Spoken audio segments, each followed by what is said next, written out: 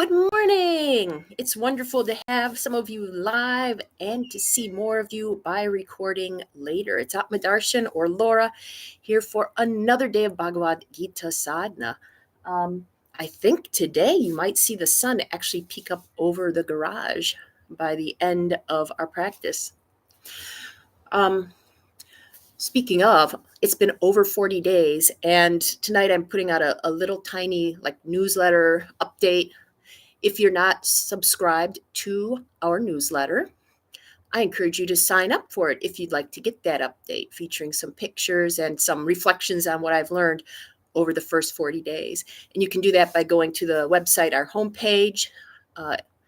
You can scroll all the way to the bottom and sign up directly, or you can wait for the pop-up to come up and get also a free 5-minute chakra meditation from yours truly. It's very fundamental and basic. It sets the stage for higher practice, which is what the Gita does for our lives. Oh, today's practice is dedicated to Jen and James. And today's topic, we're kind of going back to why does Arjuna have to fight this war anyway? We're going to hop between a couple of key topics in the next couple days. So why does Arjuna have to fight this war is often a question asked by people who study the Gita. Again, the Bhagavad Gita is supposed to be about yoga, peace, not war. Why does Arjuna have a spiritual advisor telling him to go to war? Why does Arjuna feel the need to go to war? We might be asking ourselves the wrong questions. This happens a lot in life and in spiritual life. We may be asking ourselves questions that are actually distracting us from a key lesson that we need to learn. So, for example, as I said, people will go, why is the Gita about war? And I think the better question might be, why is the Bhagavad Gita about this war? Because in the Mahabharata, Arjuna fights in several other wars. In fact, very recently, compared to the one he's about to fight in the Gita, he fought a war against these same people he's facing now. Did it upset him? Nope. Did he need Krishna for help? Nope. What was the difference? Well, one difference is when Arjuna fought this previous war, he was the guest in a kingdom, and his cousins attacked that kingdom. So Arjuna went out and fought to protect his host and his host's homeland. Very noble, correct? And everybody felt fine about it. There wasn't all this distress. In a previous war, Arjuna went out and conquered various lands so that his brother could be installed on the throne.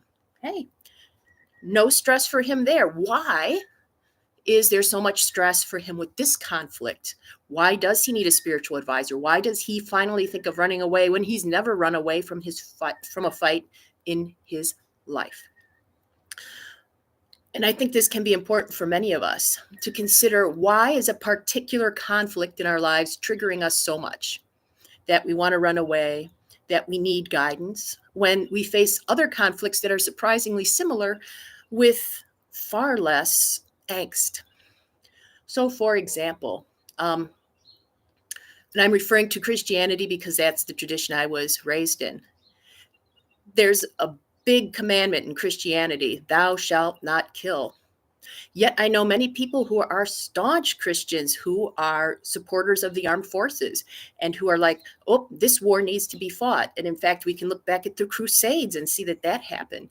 We can also talk about the fact that thou shalt not kill doesn't specify thou shalt not kill humans. It's thou shalt not kill. So why do we have no compunction about slaughtering all the animals that we do on a daily basis to eat?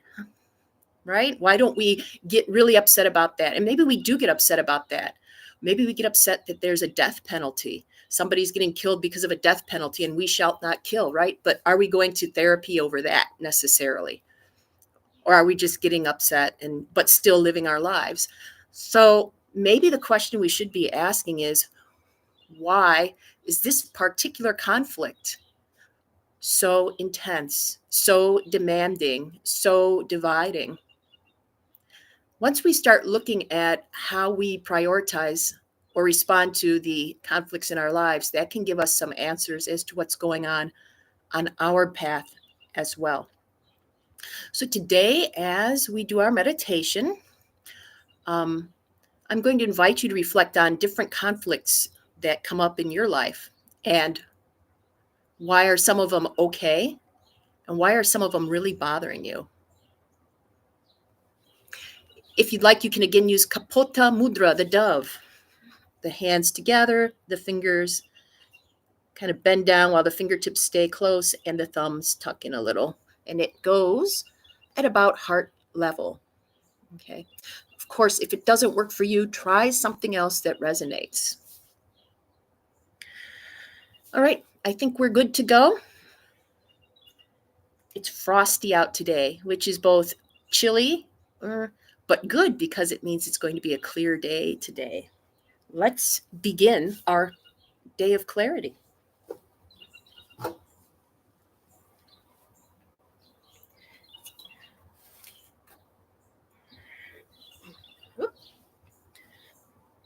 There.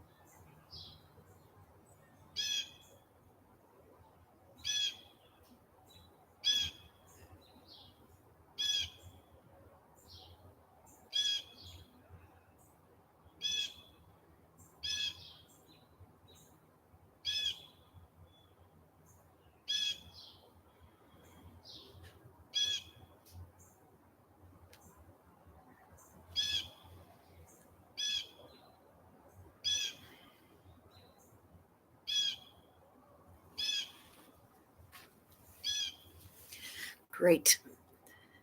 Time for our meditative practice. Sorry, I was listening to the bird song and I forgot to say switch. I'll see if I beat myself up about that later, as opposed to anything else that's happened this morning. Here we go.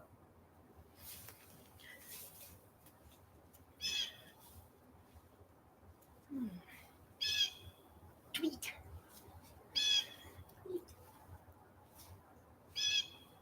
Tweet.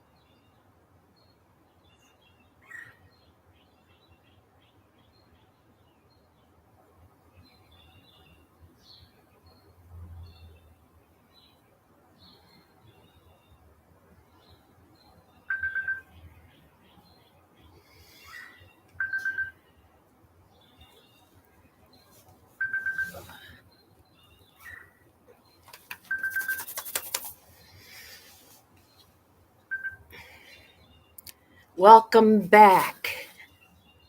Oh, it's just peeking over the top. Oh, it's hard to see with the angle. There we go. You are the sunshines of my life.